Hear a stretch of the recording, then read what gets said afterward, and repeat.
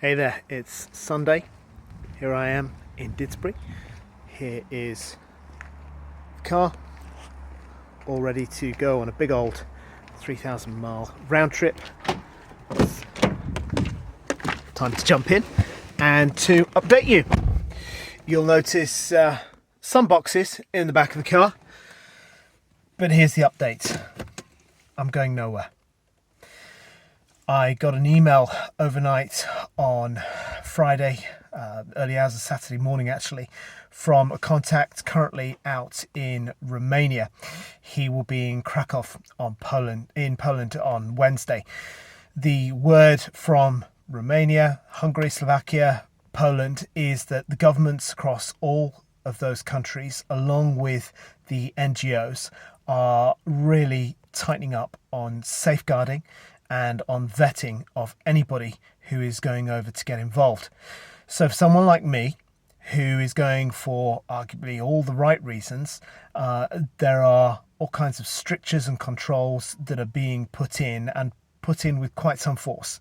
The reason being that the human traffickers are so prolific, and there is so much evidence of people being kidnapped off the streets, that if there isn't clear affiliation and a safeguarding and vetting process that's gone on, that the NGOs are very, very reluctant to hook people up for transport to elsewhere in particular, because of course to load somebody into a vehicle when they've already suffered all kinds of trauma is a huge thing to do. So that's one very big and very important reason. The other reason that I'm not going anywhere is this: that the trip would cost something in the order of £1,500 to £2,000. And what I'm hearing from a network of church leaders across the borders, so right the way down through those countries, across all the borders where people are coming in from Ukraine, is that actually the Ukrainian refugees are very keen to stay where they are. To travel from Przemysl and indeed all the other places into Europe, to disperse, to travel arguably hundreds of miles, is not attractive to them. And indeed, as they're hearing word that Russian forces are retreating, certainly have been pushed back, but in many instances are retreating, there's a real enthusiasm to stay where they are and be ready to return to Ukraine as soon as possible. Indeed, in many instances, although NGOs and governments are advising against it, people are already crossing the border back into Ukraine.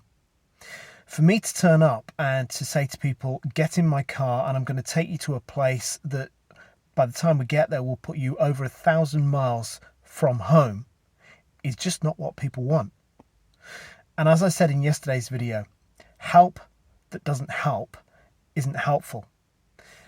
And so it would be foolish for me to spend a huge amount of money to travel all the way to Przemysl. Not because the money in and of itself is the issue, but because it would be a waste of resources to go all that way for a 24, at most 48-hour visit, where the very help that I was thinking of giving actually isn't really wanted.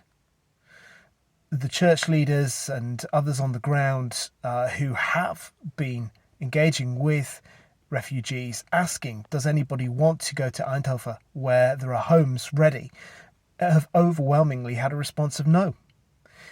Indeed, nobody yet has been found who does want to travel.